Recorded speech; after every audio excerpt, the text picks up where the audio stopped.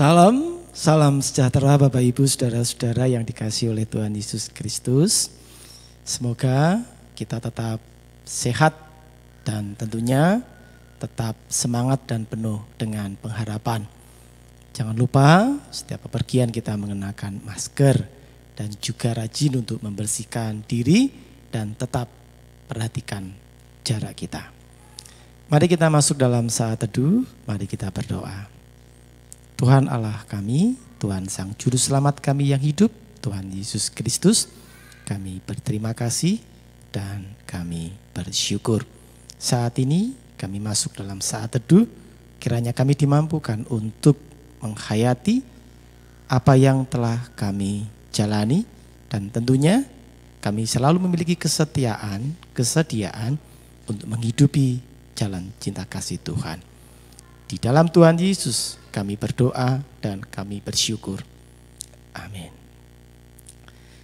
Bapak Ibu dan saudara-saudara, sebagai masyarakat Jawa ada banyak falsafah, ada banyak ajaran-ajaran dari leluhur kita. Satu hal yang pernah saya dengar dan juga pernah dituturkan serta dijelaskan, yaitu adalah agar kita sebagai manusia, kita bisa mempraktekkan gaya hidup yang disebut dengan topomelek.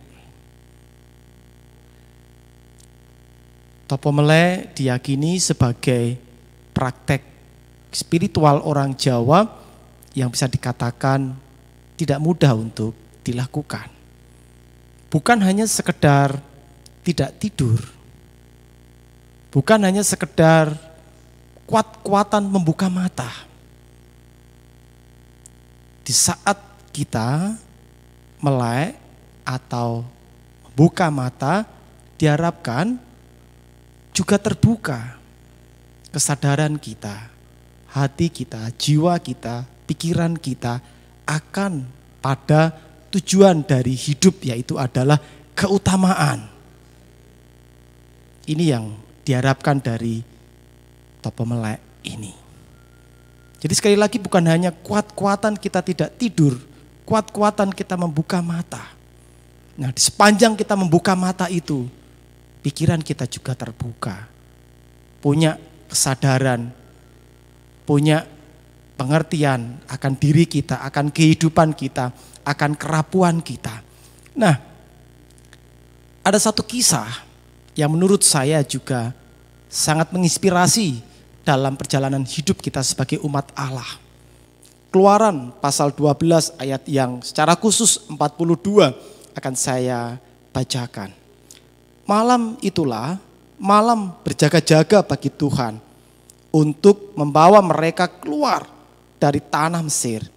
Dan itulah juga malam berjaga-jaga bagi semua orang Israel turun-temurun untuk kemuliaan Tuhan. Malam berjaga-jaga bagi Tuhan dan juga bagi umat. Setelah 10 tulah terjadi,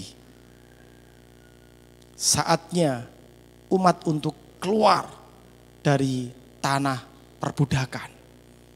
Yang menarik di sini, momen itu dipakai sebagai sebuah momen untuk mereka berjaga-jaga, tidak hanya sekedar membuka mata, kuat-kuatan membuka mata, tapi bagaimana mereka menyadari cinta kasih Allah yang menyertai mereka, yang memampukan dan memulihkan hidup mereka. Sehingga akhirnya momen ini yang kemudian terus dikenang di kehidupan umat secara turun-temurun. Untuk apa? Untuk umat disadarkan agar selalu dapat mengerti dan selalu dapat merasakan dan juga selalu dapat mempercayai bahwa hidupnya dicintai Allah, bahwa hidupnya dikasihi Allah. Ini yang menarik menurut saya, yang juga seharusnya menjadi ritual bagi kita sampai saat ini.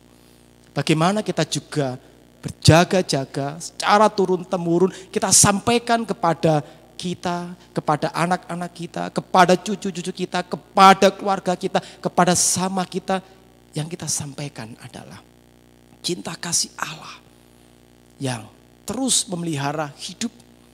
Dengan demikian, dengan kita terus secara turun-temurun menyampaikan cinta kasih Allah, kita pun terus-menerus bersedia menghidupi jalan cinta kasih ini. Inilah yang saya maknai dengan kata berjaga-jaga. Waktu berjaga-jaga bagi kita, bagi umat Allah. Jadi bukan hanya sekedar kita buka mata, kuat-kuatan tidak tidur. Tapi bagaimana kita memiliki kesadaran, kita rapuh tanpa Allah, kita tak berdaya tanpa Allah, dan kita membutuhkan pertolongan Allah sehingga akhirnya kita terus selalu berelasi dan berkomunikasi dan hidup kita terjalin dengan Allah. Mari kita praktekkan berjaga-jaga ini. Momen di mana kita tidak hanya mengenang, tapi juga mengakui dan terus kita lestarikan, kita bagikan kepada sesama kita bahwa seharusnya lah hidup ini menghidupi jalan cinta kasih Tuhan. Tuhan memberkati. Amin. Kami berterima kasih, kami bersyukur. Berjaga-jaga adalah sebuah panggilan bagi kami, di mana kami selalu berada dalam sebuah kesadaran bahwa hidup kami rapuh, sangat rapuh, bahkan sangat tidak berdaya tanpa cinta kasih Allah. Kami membutuhkan cinta kasih Allah. Dan kami bersyukur karena cinta kasih Allah terus dan senantiasa dinyatakan dalam kehidupan ini. Terlebih lagi pada saat ini ketika kami diperhadapkan dengan pandemi COVID, kami pun juga diingatkan untuk terus membagikan, menghidupi jalan cinta kasih Allah. Terima kasih ya Tuhan, dalam kasih Kristus kami berdoa. Amin.